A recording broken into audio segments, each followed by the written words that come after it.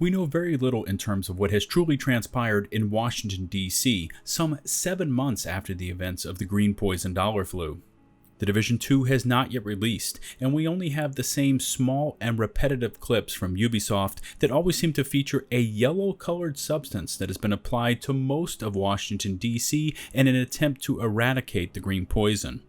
Today, I want to take a deep dive into what this substance, known as DC62, is in the game, using real-world comparisons, timelines, and expert knowledge provided by one of our own.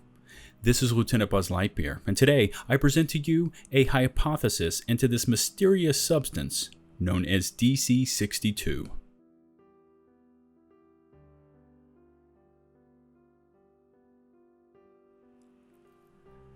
To understand what DC62 is, we need to look at the reveal footage to understand what it looks like and is capable of doing when released.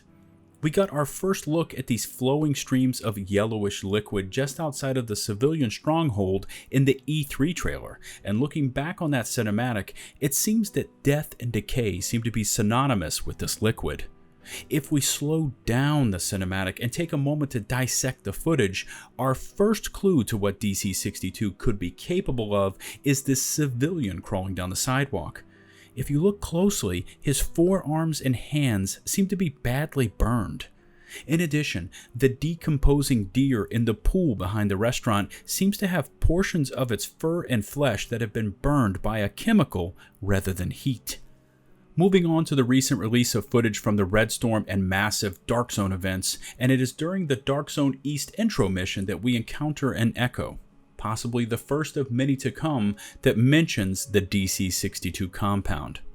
This echo is found in what seems to be a JTF medical camp in which 3 JTF officers are in a serious crisis.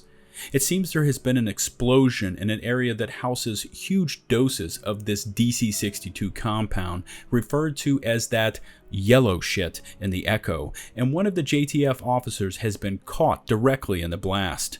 The echo shows the other 2 JTF officers attempting to help the officer that was caught in the blast, but they seem to know there is nothing that they can do to help and fear being infected themselves.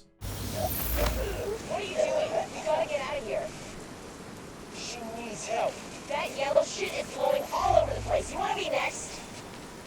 We can't just leave her. We have to go. Come on! And finally, if we take a look at the footage from the most recent Division game stream, large portions of the Georgetown area are revealed. It seems that DC62 has been sprayed on everything from the ground to the rooftops in an attempt to kill off the green poison virus. Yellow stains are everywhere, indicating that DC62 was applied in that area in heavy doses, and it is later revealed that the Georgetown area was the testing ground for its first application. So now that we've studied the footage, let's take that deep dive into what DC62 really is, or what it could be using real-world facts. Now, since this is not my field of expertise, I reached out to fellow Division veteran WildMax10, as he is a medical specialist in high-level biocontainment and domestic outbreak responses. It was only with his incredible knowledge of this type of containment method that I was able to piece the origins of DC62 into a full story and timeline with supporting evidence.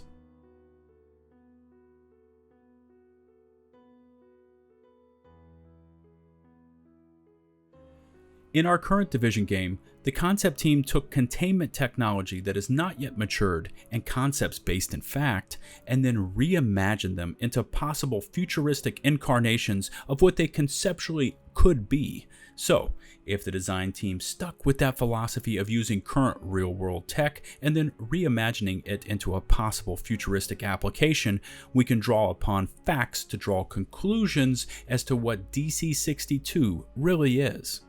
So let's start with the facts. Number 1. There is currently a foam application known as DF200 that is manufactured by Sandia Labs and co-financed by the US government, and it is the current gold standard in terms of mass environmental decontamination. In its current form, it is completely non-toxic and has no color. Number 2. In 2016, a reformulation of DF200 was released, and DHS tested it in the Washington, D.C. subway tunnels to ensure that it would cling to the walls. Now, a quick side note is that in 2016, when CBRNE was testing and conducting drills for containing a biohazard using DF200, the first concept teams from Ubisoft Massive were visiting Washington, D.C. for initial recon and tactical training. Fact number 3. Although the DF200 foam has no color in its natural state, the addition of hydroperoxide and hydroperoxycarbonate ions would make the foam more effective and would also cause the yellowish residue, but more on this later. Fact number 4. Sandia Labs and their DF200 Decon foam is the frontline environmental mass decontamination system being utilized by DHS, and therefore must be the real-world basis for the in-game variant DC62. And finally, fact number 5. BSL-4 labs and biocontainment units make use of a substance known as micro-chem plus that has a yellowish coloring and is extraordinarily toxic and used to decontaminate patient waste and equipment. Based on those real-world facts, let us now turn our attention to what the concept team could have done to morph them into the in-game variant DC62. First up, let's look at the name, DC62. Now, DC could stand for many things, but in reality, it probably stands for Decon Chemical, with the 62 being the numbered version. In real life, Sandia originally released their first variant of the foam, known as DF100, and then changed the moniker to DF200 once the latest version was released. Second, although the introduction of hydroperoxide into the foam could in theory turn it yellow, it is more than likely micro-chem in the foam that not only turns the foam yellow, but also makes it extraordinarily toxic. Micro-chem is essentially a vicious super bleach that humans should avoid direct contact with bare skin, as it is that caustic. Third, since we know that Massive met with DHS and first responders in 2016 while conceptualizing the Division 2, it only makes sense that they would have spoken about possible containment and decontamination strategies with DF200 being in that conversation. Fourth, if micro-chem is in DC62, it could explain why the man on the sidewalk and the deer in the back alleyway both look as if they have chemical burns on their flesh. And finally, since we know that DC62 was produced and administered by the US government and that in real life, Sandine produces DF200 co-financed by that same US government, it only makes sense that DF200 is the Decon foam on which the in-game concept DC62 is based upon.